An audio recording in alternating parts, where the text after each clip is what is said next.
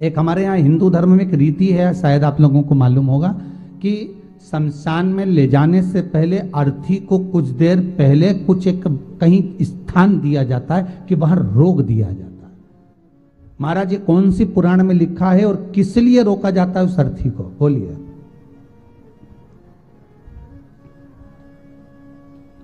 जल्दी बोलो, कौन सी पुराण में लिखा है कि मुर्दे को लेकर जाओ तो बीच में कहीं एक स्थान ऐसा होता है जहां अर्थी को जमीन पर रख दिया जाता है, कोई स्थान बनाया जाता है, वहां रख दिया जाता है, कुछ देर रोक दिया जाता है और अर्थी उठाने वाले फिर उसको वापिस लेकर जाते हैं और शमशान में प्रवेश कर। इसका महत्व क्या है, इसका मतलब क्या है, क्या कारण है? तो शिव पुराण कहती है महाराज, जब किसी जीवात्मा को लेकर जाया जाता है, ये नियम था बेलपत्री के पेड़ का। काय का नियम था?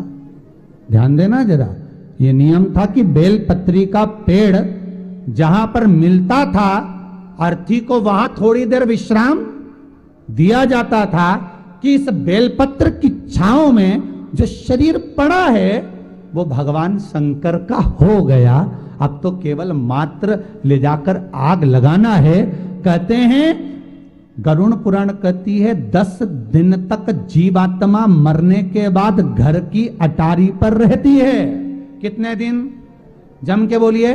10 दिन तक जीवात्मा घर की अटारी पर रहती है। शिव महापुराण की कथा कहती है, गर्ग संहिता कहती है, लिंग पुराण कहती है, नर्मदा पुराण कहती है और अग्नि पुराण कहती है। महाराज पद्म पुराण में भी व्याख्यान मिलता है कि जीवात्मा 10 दिन तक जब घर की अटारी पर रहती है, मुर्दे को जब लेकर जाते हैं तो जीवात्मा उस स्थान तक साथ जाती है जिस स्थान पर विराम दिया जाता है। इसके बाद जीवात्मा शमशान में प्रवेश नहीं करती, वहीं से जीवात्मा उस व्यक्ति के घर पहुंच जाती है।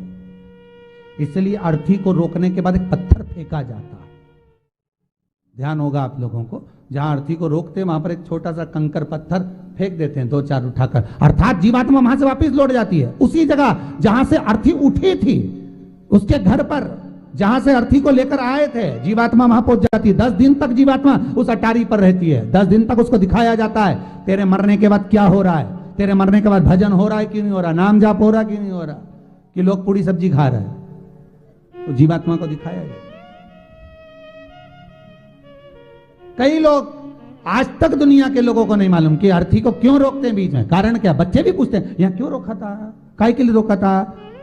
बस पहला सा नियम चले आ रहा है इसलिए रोक दी गई है। बस पहले से नियम आया, रोक दो, एक पिंड का दान दे दिया, वहां से आगे बढ़। शास्त्र कहता है रोक कर पहले ये देखा जाता था कि बेलपत्री का पेड़ हो, उस पेड़ के नीचे जब अर्थी को रोकते थे तो उस जीवात्मा के लिए किसी पिंड की जरूरत नहीं पड़ती थी, वो तर जाती थी। उसके लिए कुछ भी नहीं दिया जाता तो भी मोक्ष मिल जाता, तो भी मोक्ष।